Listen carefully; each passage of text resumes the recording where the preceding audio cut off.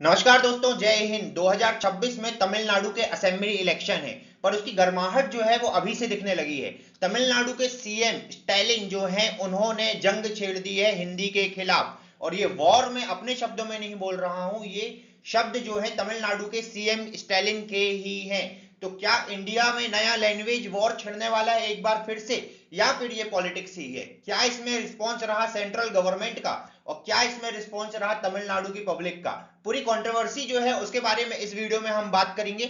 तमिलनाडु के chief minister M के Stalin ने यह बयान देते हुए एक गर्मा गर्म माहौल बना दिया कि जबरदस्ती हिंदी थोपने के कारण 100 सालों में लगभग 25 नॉर्थ इंडिया की भाषा खत्म हो गई है।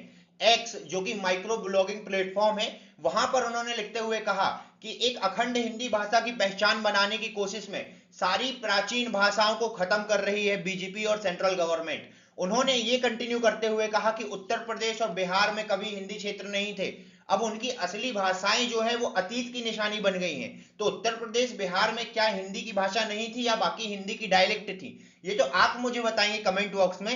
स्टालिन यही नहीं रुके, उन्होंने आगे लिखा कि दूसरे राज्यों के मेरे प्रिय भाइयों और बहनों, क्या आपने कभी सोचा है कि हिंदी में कितनी भारतीय भाषाएं को निगल गई है? हिंदी, भोजपुरी, मैथिली, अवधी, ब्रज, बुंदेली, साथ ही में उन्होंने और भाषाओं का नाम लिया और कहा कि अब ये सारी भाषाएं जो है वो अपने अस्तित्व के लिए हाँफ रही हैं। वही जब बीजेपी का इसका रिएक्शन मांगा तो बीजेपी ने इस रिएक्शन को देते हुए कहा कि ये सब बातें जो है वो मूर्खतापूर्ण है और पॉलिटिकली मोटिवेटेड हैं।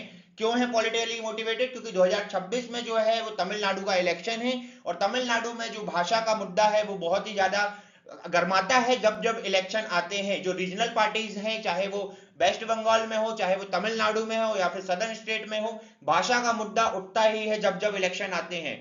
स्टालिन यही नहीं रुके, उन्होंने हिंदी को थोपने का विरोध किया जाएगा ऐसा कहा, क्योंकि हिंदी को उन्होंने बताया मुखौटा जो सामने दिख रहा है, और संस्कृत उसके पीछे छुपा हुआ चेहरा। मतलब कि स्टालिन ने सिर्फ हिंदी को नहीं, संस्कृत को भी आड़े हाथों लिया और हिंदी और संस्कृत को जो है वो डोमिनेटेड लैंग्वेज बताया। ये वॉर शुरू कैसे हुआ इसके बारे में अगर मैं बात करूं तो मैं आपको बता दूं, धर्मेंद्र प्रधान जो कि हमारे एजुकेशन मिनिस्टर हैं, उन्होंने 15 फरवरी को एक कार्यक्रम में वाराणसी में बोला कि तमिलनाडु की राज्य सरकार पॉलिटिकली मोटिवेटेड है, और ये आरोप लगाया तमिलनाडु की सरकार पर। जो धर्मेंद्र प्रधान ने बात कही उस पर रिएक्शन आया सीएम और डिप्टी सीएम का। उन्होंने 18 फरवरी को कहा स्टालिन ने कि केंद्र मतलब कि सेंट्रल गवर्नमेंट लैंग्वेज वॉर शुरू ना करे। वहां पर उन्होंने एक रैली में कहा कि धर्मेंद्र प्रधान ने हमें खुली धमकी दी है कि फंड तभी जारी किया जाएगा जब 3 भाषा फॉर्मूला या फिर 3 लैंग्वेज फॉर्मूला स्वीकार करेंगे। अब ये 3 लैंग्वेज फॉर्मूला क्या है इसके बारे में हम वीडियो में आगे बात करेंगे। फिलहाल आप ये सुनिए कि पब्लिक को भड़काते हुए उन्होंने यह भी कहा कि हम आपसे भीख नहीं मांग रहे हैं, जो राज्य हिंदी को स्वीकार करते हैं वो मातृभाषा खो देते हैं, केंद्र लैंग्वेज वॉर शुरू ना करे। तो अब आप मेरे को बताओ, महाराष्ट्र गुजरात में जो है लैंग्वेज हिंदी जो है काफी ज्यादा प्रचलित हो चुकी है, वहां पर जो है हिंदी भी लोग बोलने लगे हैं। तो क्या मराठी गायब हो गई या फिर गुजराती गायब हो गई? ये बात मुझे आप बताइए कमेंट बॉक्स में। इसके बाद आती है 25 फरवरी की तारीख। 25 फरवरी की तारीख को एम के स्टालिन बोले कि हम लैंग्वेज वॉर के लिए तैयार हैं। अभी लैंग्वेज वॉर का मतलब क्या है ये तो हमें तमिलनाडु के सीएम ही बता सकते हैं। और इसी के साथ साथ स्टालिन ने कहा कि केंद्र हमारे ऊपर हिंदी ना थोपे, अगर जरूरत पड़ी तो उनका राज्य एक और लैंग्वेज वॉर के लिए तैयार है। ये बयान आने से जस्ट पहले हुआ क्या था कि 23 फरवरी को शिक्षा मंत्री जो हमारे हैं धर्मेंद्र प्रधान, उन्होंने स्टालिन को एक लेटर लिखा था, और ट्राई लैंग्वेज पर जो विवाद है उस पर शिक्षा मंत्री ने लेटर लिखते हुए कहा था कि तमिलनाडु के सीएम को ये इंश्योर करना चाहिए, और वहां पर जो उनके राज्य में नेशनल एजुकेशन पॉलिसी है जो न्यू, उसकी आलोचना की जा रही है, विरोध हो रहा है। तो ये जो है इस सब को क्रिटिसाइज किया था धर्मेंद्र प्रधान ने। इसके बाद जो है हमें 25 फरवरी का एम के स्टालिन का लैंग्वेज वॉर वाला स्टेटमेंट देखने को मिला। इस पर सफाई देते हुए धर्मेंद्र प्रधान ने यह भी कहा कि यह किसी भाषा को थोपने का सवाल नहीं है, लेकिन विदेशी भाषाओं पर ज्यादा निर्भरता खुद की भाषा को सीमित करता है। साथ ही साथ में एनईपी मतलब कि न्यू एजुकेशन पॉलिसी या नई राष्ट्रीय नीति, शिक्षा नीति जो है, इसे ठीक करने का प्रयास करती है कि फॉरेन लैंग्वेज का ज्यादा डोमिनेंस ना बढ़े। न्यू एजुकेशन पॉलिसी भाषाई स्वतंत्रता को कायम रखती है और यह सुनिश्चित करती है कि स्टूडेंट अपनी पसंद की भाषा में सीखना जारी रखे। अभी इतना न्यू एजुकेशन पॉलिसी के बारे में बात हो गई है, तो हम बात करते हैं कि न्यू एजुकेशन पॉलिसी क्या है।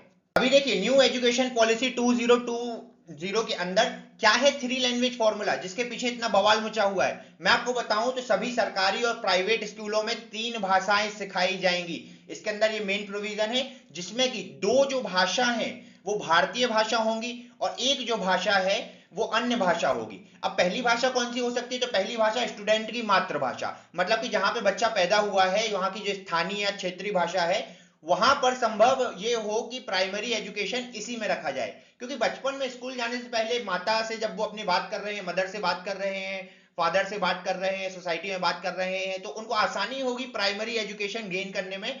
दैट्स वाई पहली भाषा जो है वो मातृभाषा या स्थानीय भाषा रखा जाए। दूसरी भाषा हिंदी या फिर राज्य की दूसरी भारतीय भाषा ये रखा जाए। तीसरी भाषा जो है वो अंग्रेजी या फिर अन्य कोई भाषा, विदेशी भाषा, जैसे कि इंग्लिश या फिर कोई और। ठीक है, तो अभी यहाँ इंग्लिश में किसी को कोई प्रॉब्लम नहीं है। जो प्राइमरी एजुकेशन होने वाला है स्थानीय भाषा से, उसमें प्रॉब्लम नहीं है। प्रॉब्लम आता है यहाँ पर, प्रॉब्लम आता है कि जो दूसरी भाषा है हिंदी या दूसरी भारतीय भाषा। अब मुझे आप एक बात बताइए कि अगर मान लीजिए तमिलनाडु का एग्जांपल ले लेते हैं, तो तमिलनाडु में पहली भाषा ठीक है तमिल हो गई, वहां पे प्राइमरी एजुकेशन मिल रही है। दूसरी जो भाषा है उसमें दिक्कत है, और जो तीसरी भाषा है उसमें दिक्कत नहीं है, इंग्लिश रख लिया अपन ने मान लीजिए, क्योंकि इंग्लिश जो है वर्ल्ड वाइड कॉमन है। पहली भाषा हो गई अपनी तमिल, दूसरी में संशय है कि तमिलनाडु क्या इंप्लीमेंट करेगा। तो अब तमिलनाडु के पास ऑप्शन क्या है, तमिलनाडु के पास ऑप्शन है या तो वो हिंदी कर लें या तो फिर वो दूसरी तमिल को छोड़ के, क्योंकि तमिल तो पहले आ गई ऑलरेडी, तो दूसरी भाषा कर ले। अब यहां पर यह है कि जो अगर ऐसा होता है 3 पॉलिसी इंप्लीमेंट होती है, तो डिमांड इतनी है हिंदी की तमिलनाडु में भी जॉब के लिए कि यहां जो प्रेफरेंशियल ट्रीटमेंट जाएगा वो हिंदी को ही जाएगा। दैट्स वाई यहां पर 3 लैंग्वेज फॉर्मूला में बवाल मचा हुआ है। जब हम गूगल या अन्य कोई ब्राउजर खोलते हैं और हमारे सामने ऐसी न्यूज आती है, तो सच बता रहा हूं मैं कि दिल टूट जाता है कि हमारे देश में ये डिवाइड वाली पॉलिसी कब से आ गई। देश को हम डिवाइड करने कब से लगे। लैंग्वेज वॉर जैसे शब्दों का यूज करना क्या है ये लैंग्वेज वॉर। ये लैंग्वेज वॉर बोलने के बाद तमिलनाडु के सीएम रुक ही नहीं रहे हैं, वो अपने बयान पर अडिग हैं। साथ ही साथ में वो स्टेट ऑटोनॉमी के लिए कमिटमेंट मांग रहे हैं। सभी चीजें जो है 2 लैंग्वेज पॉलिसी हो गया, या फिर जो अपोजिशन है हिंदी का इम्पोजिशन का, ये सभी चीजें जो है वो लगातार कर रहे हैं। और यहाँ पर बीजेपी के अन्नामलई की एंट्री होती है, और बीजेपी के जो अन्नामलई हैं उन्होंने मास कैंपेन की भी चेतावनी दी है, जो तमिलनाडु में वो शुरू करने वाले हैं।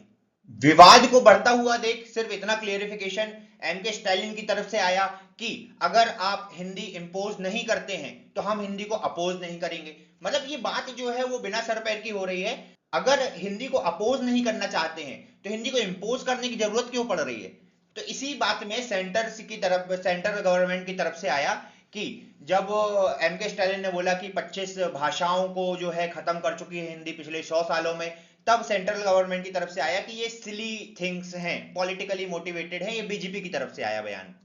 अब मैं बात करता हूं नीड की, हिंदी की कितनी नीड है। मैं आपको बता दूं तमिलनाडु में बहुत सारी एमएनसीज ओपन हो चुकी हैं, उसी में से एक है जोहो। यहां पे मैं एग्जांपल के लिए बता रहा हूं आपको।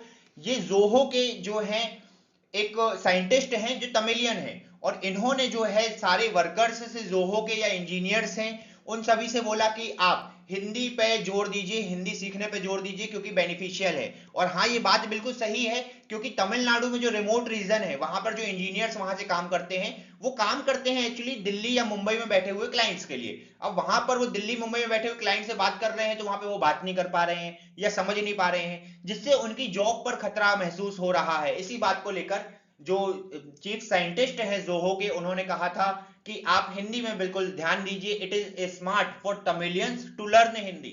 ये जो बयान था इसका भी अपोज किया तमिलनाडु की गवर्नमेंट ने, और कहा कि आप अपना काम करो, जोहो के एम्प्लॉय को सिखाओ, यहाँ पे स्टूडेंट्स को सीखने के लिए मत बोलो। इस तरीके का बयान सामने आया।